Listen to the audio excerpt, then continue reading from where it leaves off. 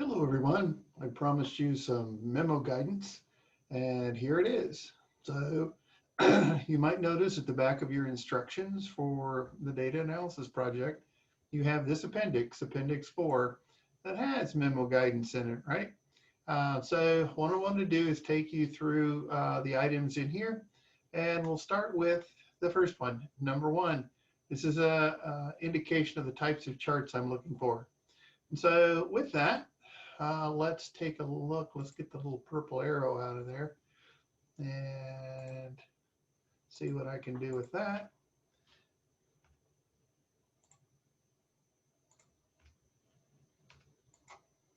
And we'll go down here and look at what I mean by chart. So down here, one of the favorite charts everybody likes to do is this kind of chart. It's got dollars over here. It's got volume. It actually has time down here. So it's a timeline of some sort. So it might be sales over your 7 years, and hopefully your sales went like that. If you turn in a graph like that, that has dollars on one axis and time on the other axis, you will receive a 0 for that because, as I say above, anyone can insert that type of chart. I want you to be special. I want you to be unique. So don't come at me with that kind of chart. Okay, so that's a guaranteed one that'll be a problem. The next thing, don't use a standard memo template from Word. We said this in class the other day. So let's go down and what do I mean by that? So I come down here again. What you usually have in here is a to, a from, a date, and some sort of subject. I do not need something above that. It says memo. I don't need that. If you give me this, I know it's a frickin' memo. All right. Use your subject line effectively. Don't just call this DAP memo. I know what it is. Okay. Give me some insight into what's coming next. Help your reader. Help your reader navigate your work. Don't make your reader work hard for this. Okay. Remember, I'm already grading 60 of these. Okay. Number 3, wall of words. Okay. Please do not make this a straight wall of words. I do expect this to be single spaced. Okay.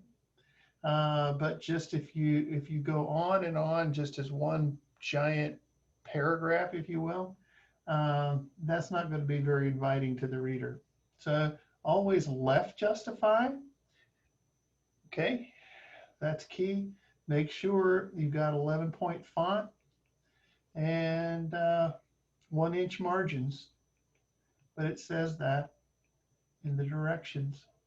And so one of the ways to make sure you don't have a wall of words is to create side headings. Okay, those are kind of signposts you go through. So for example, you might have this, the first interesting finding, 5-year growth in market cap. And you might tell me some information. Then tell me why that's interesting. Okay, tell me why that's interesting. The other thing I'd recommend is for your visuals, make sure you think about this acronym, PDCI. I'll just do this down here. PDCI.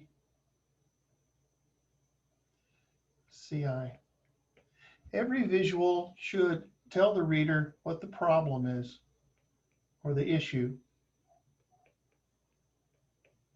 And the next thing you got to have is the data. You got to tell me something about the data.